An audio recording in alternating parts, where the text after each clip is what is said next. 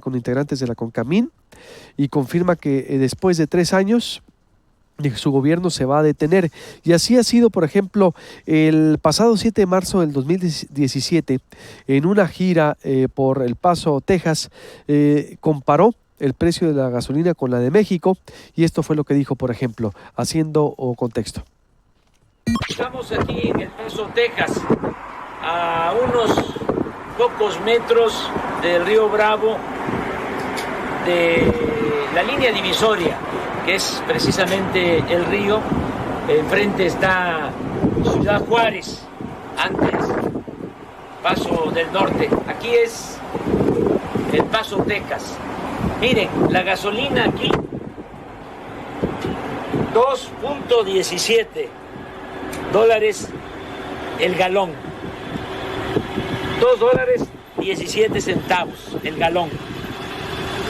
Un galón son 3.78 litros. ¿Qué significa eso? Significa que aquí la gasolina cuesta 11 pesos el litro, mientras en nuestro país la más barata 16 pesos.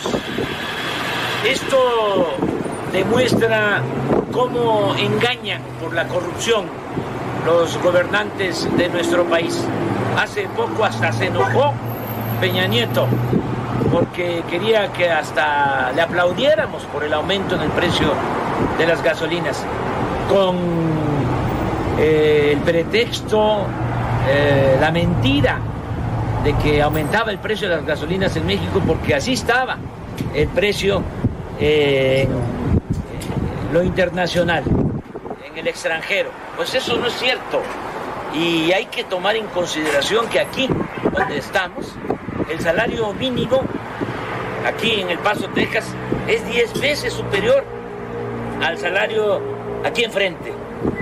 A 500 metros, el salario de un trabajador mexicano es 10 veces menos que lo que gana un trabajador aquí, de este lado de la frontera. Esto es lo que decía el año pasado. Ayer en la reunión de CONCAMIN dijo López Obrador que no habrá gasolinazo en 3 años, no aumentará más allá de la inflación del gas, diésel y energía eléctrica. No va a haber gasolinazos, ese es el compromiso. Vamos a que la gasolina no aumente de precio en términos reales. Esto es, que se mantenga en términos reales con los mismos precios, que nada más se descuente lo que es inflación, porque si no sería bajar. Tenemos que mantener los precios considerando inflación. Ese es mi compromiso. Que no aumente el precio, dice, que se mantenga en términos reales con los mismos precios, que nada más se descuente lo que es inflación, porque si no sería bajarla y tenemos que mantener los precios. Dice que durante la segunda etapa del sexenio, una vez que se hayan rehabilitado las refinerías, existirán condiciones para bajar el precio del combustible. A ver, no pusimos ese audio, que es también importante. Benito Sergio Osorio, él es el doctor experto en política energética y nos tiene pues una valoración. Lo hemos consultado para que nos ayude a hacer una valoración de esta nueva etapa del país a la que vamos a entrar, y esta propuesta o la postura de Andrés Manuel López Obrador, y qué se tendría que hacer. ¿Cómo está, doctor? Buenos días. ¿Qué tal? Muy buenos días. ¿Frente a qué estamos? ¿Cómo ve los incrementos a la gasolina y otros energéticos hasta el tercer año? Dice que no aumentará, en precios reales, y solo será la actualización de la inflación. Sí, bueno, yo creo que hay que distinguir por lo menos dos, digamos, áreas de este análisis, porque la inflación en el país tiene como precursor al incremento en los precios los precios de los combustibles.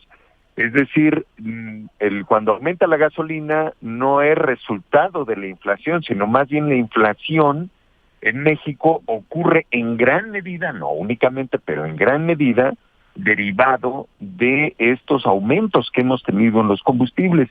Y los combustibles han venido aumentando pues México importa ya una cantidad extraordinaria de más del 50% de los combustibles que se venden en el país. Entonces ahí hay un problema también derivado del tipo de cambio, que como ustedes saben, pues el peso se ha venido debilitando frente al dólar.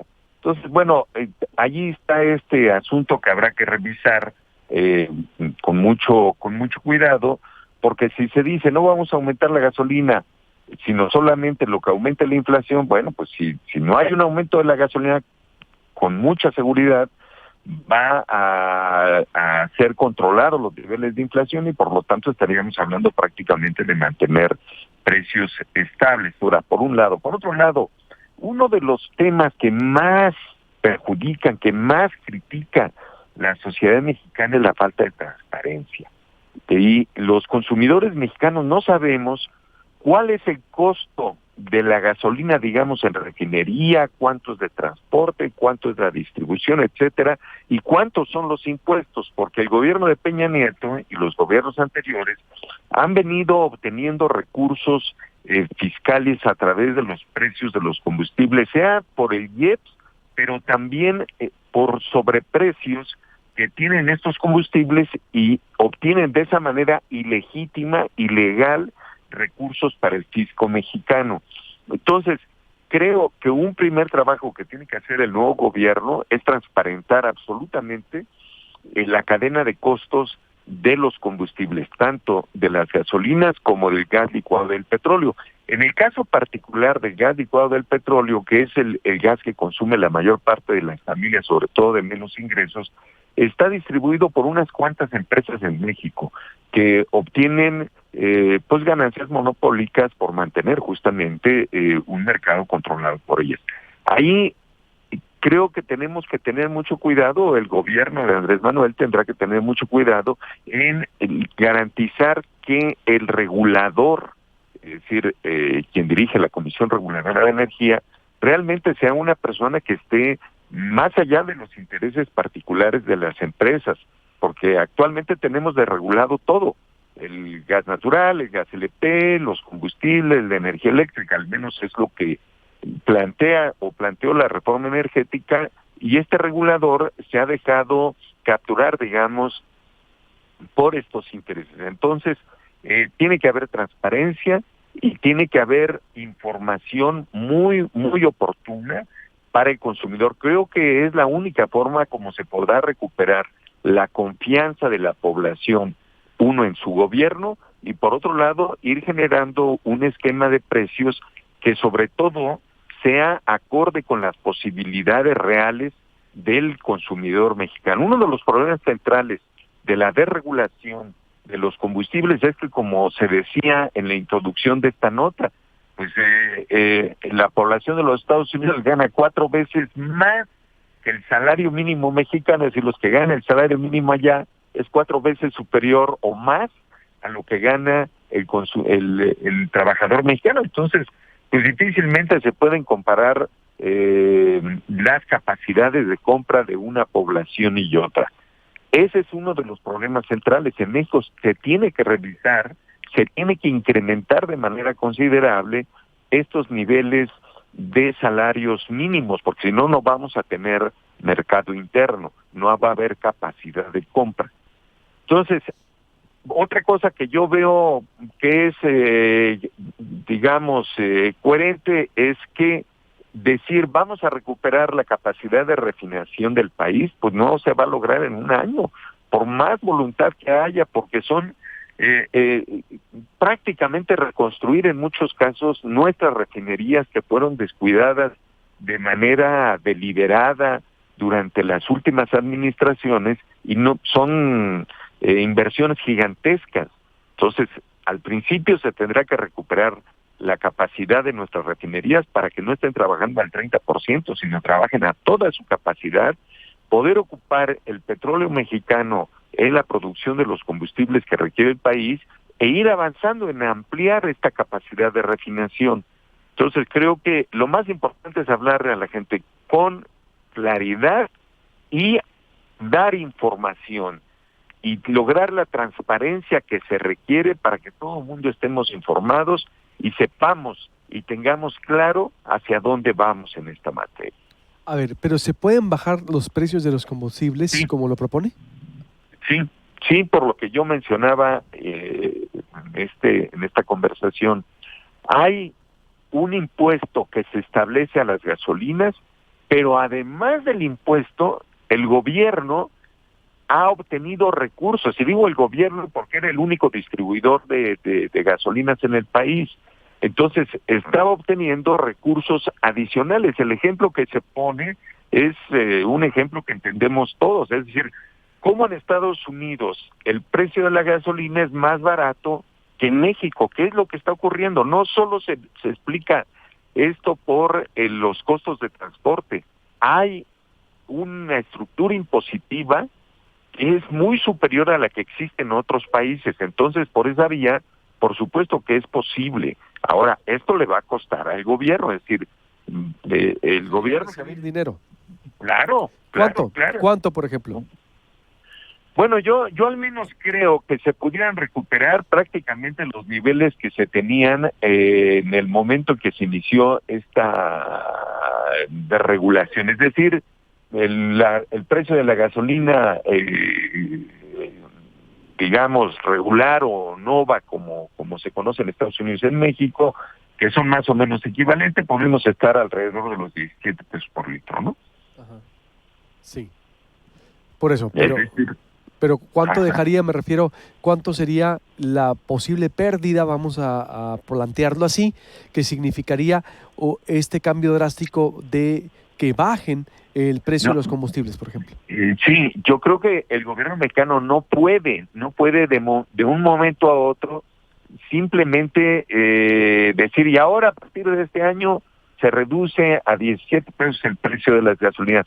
Yo creo que podríamos estar hablando en alrededor de entre 150 y 200 mil millones de pesos al año. De recibir. Pues sí, es una cantidad muy importante, ¿no? Muchísima. 250 mil millones de pesos al año. Entre 150 y 200 mil millones de pesos, ¿no? 150 y 200 mil millones de pesos, que es más o menos, bueno, él ha planteado, López Obrador, que son 900 mil millones de pesos, ¿no? Que se pueden ahorrar también, bueno, en el combate a la corrupción, a la corrupción. Y este dinero, no sé si sería parte de esa misma propuesta, pero por lo pronto sería algo considerable. ¿Estarán dispuestos a dejarlos de recaudar? El tema es justamente que el avanzar con un programa de inversiones, y solamente estoy hablando de Petróleos Mexicanos, solamente estoy hablando de la industria petrolera, requerirá decir una refinería nueva está en el orden de los 8 o 10 mil millones de dólares. Son cantidades muy, muy grandes. Al recuperar las refinerías, nosotros tenemos 6 refinerías, tendría que estar, es decir, el país requiere de grandes volúmenes de inversión y habría que ver cómo se van a llevar a cabo estas inversiones, porque Andrés Manuel también ha declarado que no quiere hacerse de mayor deuda, aunque en general proyectos de esta magnitud se llevan a cabo a través de créditos, ¿no? ¿A través de qué, perdón? De créditos. ¿O inversión extranjera? Como normalmente se hace, ¿no? ¿O inversión extranjera, particulares?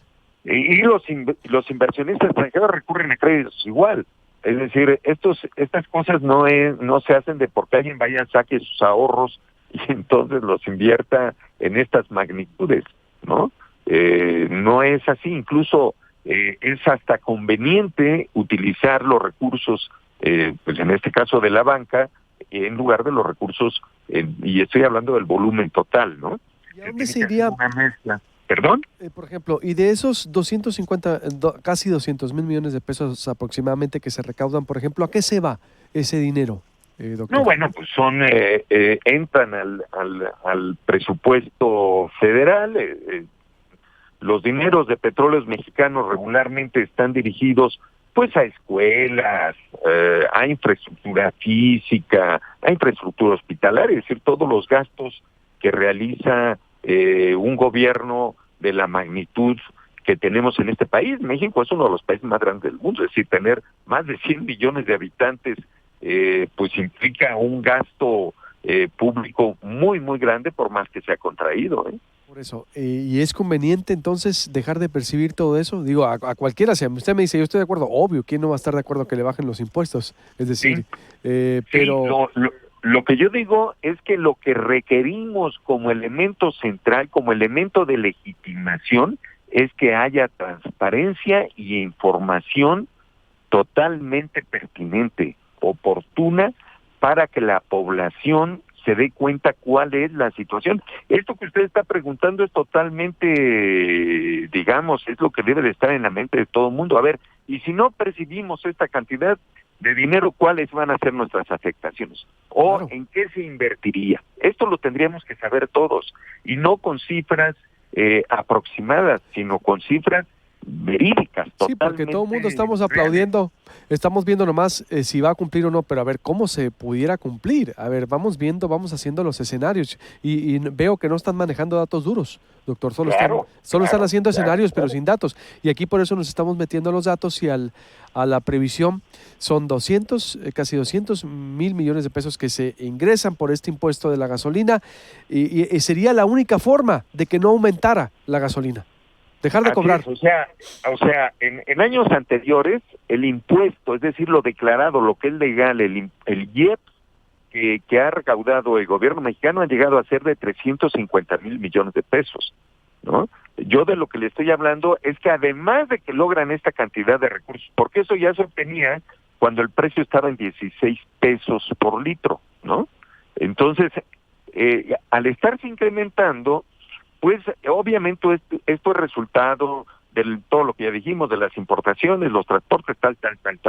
Pero sin embargo no cuadran las cifras. Es decir, el gobierno de todas maneras estaba recaudando a través de una vía que no es legal porque no fue autorizada por el Congreso, recursos adicionales a esos 350,000 millones de pesos. Por eso si usted me pregunta de manera rápida, a ver, ¿es posible o no bajar los precios de la gasolina? Yo le digo sí, porque están esos márgenes, no nada más por los impuestos que legalmente recaudaba el gobierno mexicano, es decir, por lo que le autorizaba la Cámara de Diputados en las distintas leyes impositivas, ¿no? Sino además había o hay ese otro margen. Ahora, ese margen no es que vaya a dar, al menos espero, no todo a la bolsa de alguien, sino que va a el gasto público, ¿no? Y ahí es donde se tienen esos problemas, ¿no? No sabemos a dónde va también, es decir, Claro, o la certeza del destino, vaya, hay que decirlo. La certeza del así destino. es. Aquí en México tenemos un rezago enorme en lo que es transparencia. Y si no hay transparencia, no hay democracia, ¿no? Porque no hay capacidad de decisión de la población sobre Totalmente. asuntos Y eso y complejos. sujetarlo, y también, doctor Sergio Benito Osorio, experto en política energética, sujetarlo también el precio a la inflación no es riesgoso, porque la inflación depende también de factores externos e internos, ¿no? De precios. No, sí, por eso digo yo, la gasolina, el precio de la gasolina es precursor de la inflación, no es al revés.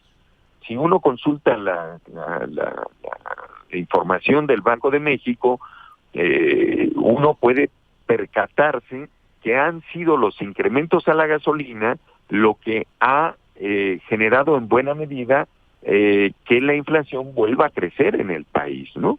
Entonces, ¿esto a qué se debe? Bueno, pues es un círculo vicioso que al estar importando volúmenes tan grandes de gasolina, pues y al debilitarse el peso, pues entonces Crece los el precios precio. suben, ¿no? Y Entonces, impacta la inflación. ¿necesitaríamos dejar de importar para que no suba la gasolina? Necesitaríamos ir teniendo, no dejar de Bueno, importar plenamente. refinerías, No, pues, como dice usted, claro, invertir en claro. refinerías, solo el 30% de la Tenemos, refinería se usa ahorita. Tendríamos que invertir primero en infraestructura y producción interna. así es, eso es lo que yo entiendo de lo que está diciendo Andrés Manuel y por eso plantea que hasta la mitad de su sexenio habría una recomposición, digamos, de precios, de los precios que estamos viendo, ¿no? ¿Cuánto se necesita para invertir en refinerías? Y hay una Bueno, yo producción le interna. decía, si entendemos que recuperar las refinerías mexicanas prácticamente implican en algunos casos rehacerlas, ¿no? En alguna medida, pues si tenemos 6 refinerías, por lo menos el gobierno mexicano va a tener que estar utilizando recursos que están en el orden de los 6 a 10 mil millones de dólares de manera muy, muy rápida, ¿no? ¿Y de dónde los vamos a sacar? ¿De 6 a 10 Bueno, hay recursos, ¿no? Petróleos Mexicanos, no hay que olvidarnos que paga el 70% de los ingresos que obtiene por la venta. Es decir, ahí no es como en otras actividades donde se deducen los costos y etcétera, y se paga sobre el remanente. En el caso del régimen fiscal de Petróleos Mexicanos, aun cuando se ha avanzado mucho en modificar su régimen de deducciones, de todas maneras Petróleos Mexicanos paga por adelantado alrededor del 71% de los ingresos que obtiene por la venta de petróleo crudo. Y hay que tomar en cuenta también que los precios internacionales del petróleo han estado incrementándose. El gobierno de Peña Nieto tuvo precios hasta de 36, 40 y tantos dólares. Este año vamos a tener ya promedios cercanos a los $60. Bien, conclusión, doctor, entonces, Sergio Benito, con todo esto. La conclusión es de que tenemos que ir a un esquema de mayor transparencia en la fijación de los precios y servicios del gobierno federal, y ahí están los combustibles, es decir, el gas y las gasolinas, y que este país tiene que avanzar en garantizar una mayor disposición interna de combustibles, es decir, mejorar su seguridad energética para poder controlar los precios que se ofrecen al público. Sí, pero para eso necesitamos dinero. Pero bueno, yo creo que exacto, Pemex es un barril sin fondo y que se puede revisar mucho. Bueno, cada vez es menos, cada vez el fondo está más visible, ¿no? No, claro, me refiero a barril sin fondo por todo lo que ha pasado, es decir, por el dinero, por lo que se ha derrochado, por el dispendio que si se toma el control real de lo que ahí ocurre, en materia administrativa, en materia presupuestal, de privilegios, yo creo que por ahí se puede empezar también, es decir, así ¿no? es, y la población tiene que entender que Petróleos Mexicanos es un gran activo de este país, que si no tuviéramos a Petróleos Mexicanos tendríamos una situación muchísimo más complicada, ¿no? ¿Cuánto genera Pemex, por ejemplo, al año? Bueno, Petróleos Mexicanos entrega al gobierno federal, ha estado entregando, digamos, si no tomamos un año, si no tomamos un periodo, alrededor de $1 billón al presupuesto, ¿no? Estuvo aportando incluso una tercera parte de todos los ingresos públicos presupuestarios, ¿no? ¿Y dónde está todo ese dinero? ¿A dónde se va? Una pregunta que nos tenemos que hacer todos es no solamente dónde se va ese dinero, sino dónde se va todos los ingresos adicionales de Petróleos Mexicanos que llegaron a ser en el sexenio de Fox, superiores a los 500,000 millones de pesos, ¿no? No, ¿cómo falta rendición de cuentas y cómo falta exactamente esa transparencia? Ojalá y ustedes desde los medios de comunicación no quiten el dedo de ese renglón. Rendición de cuentas y transparencia. Sí, se tienen que empezar a hablar ya de datos duros. ¿Qué es Pemex? ¿Cuánto se obtiene? ¿Qué dinero tenemos? ¿Qué se puede? ¿Qué no? Es decir, poner a debate este panorama que usted está ayudándonos a diseccionar. Sí se puede, me quedo con eso, sí se puede, pero con transparencia y rendición de cuentas y hablando con la verdad, porque por lo pronto hay sequía informativa y no están todos los datos para tomar, creo, una decisión desde el debate público. Gracias, doctor, y estamos en contacto, ¿eh?